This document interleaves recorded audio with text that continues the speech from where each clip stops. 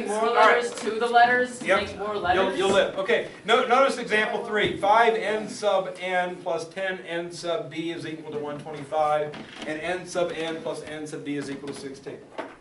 Alright, these are called subscripted variables, and what they're doing with subscripts, the reason they use subscripts, is they really want to use the letter n to represent both things you don't know. There's two things we don't know here. They want to call both of them n. So to give them distinction between the two, they put the subscripts to know that this n and that n aren't the same n. So when you see n sub n and n sub d, it just means two things that aren't the same. It could just as easily be a and b. Like this problem could just easily say 5a plus 10b equals 125. Okay? It means the same thing in the sense of what the problem means. This variable and this variable are different.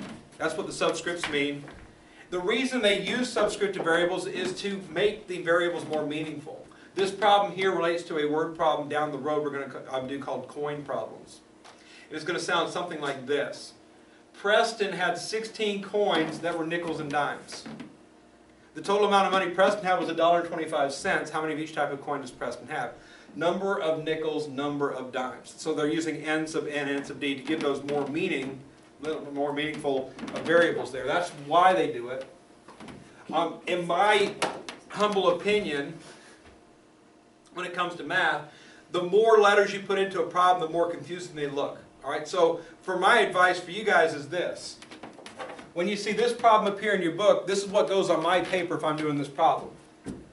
5n plus 10d is equal to 125, and n plus d is equal to 16.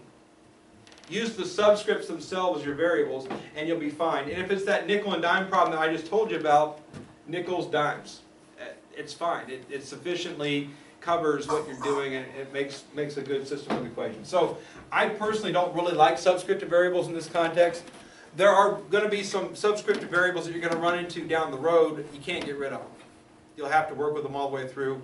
By that time, you'll be more comfortable, I think, with letters in math, and it won't be that big a deal. But right now, first year of doing math, the other time we visit this is going to be towards the end of the year. You want to deal with them then. Okay? In fact, they might be happening in the next 5 or 10 lessons. But anyway, we'll see those when we get to them. But right now, these are still can be modified, so they aren't subscripted variables. Now, if you take a look at the system of equations we have, 5n, n, 10d, d, 125, 16. It's set up good for elimination because I got all the variables on the left equal to all the numbers on the right. If I use elimination, I want to get rid of either n or d. It doesn't matter which one I choose to get rid of. Let's go with Ryder. Do you want to get rid of n or d? D. D. Okay. Ryder wants to get rid of d. So what I need to do is look at the d's and ask myself, how can I make both of these the same but opposite? What's the easiest way to make that happen?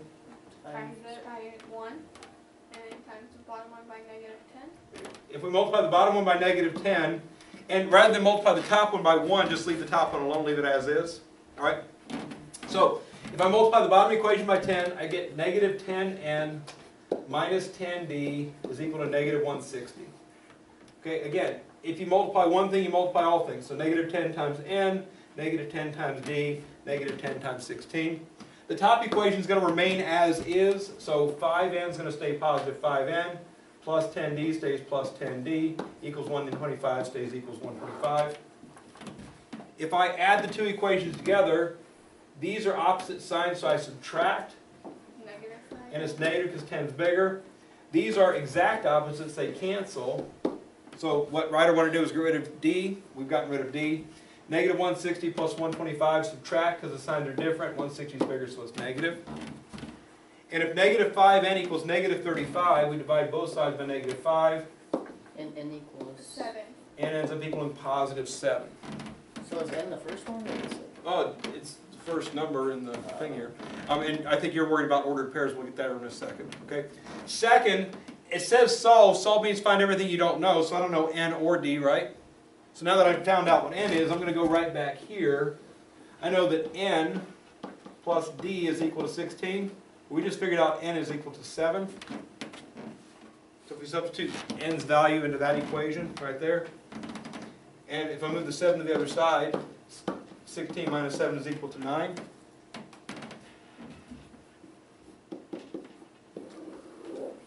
you're dealing with X's and Y's in these problems, by all means write an ordered pair as your answer. If you're dealing with any other letters, write your answers like that. And I'm fine with calling them N and D. You don't have to go back to subscripted form if you don't want to. If you want to get used to the idea though, N sub D is equal to 9, N sub N is equal to 7. Make sure you write your subscripts smaller and below the big letter. So big letter, subscript, small letter, that goes down to the bottom right-hand corner of the letter. So again, if you wanted to start getting the habit of writing subscript variables, they're going to happen more and more often. Most of the time they're avoidable, but sometimes they aren't. So just kind of get used to the idea. It might be a good idea to start.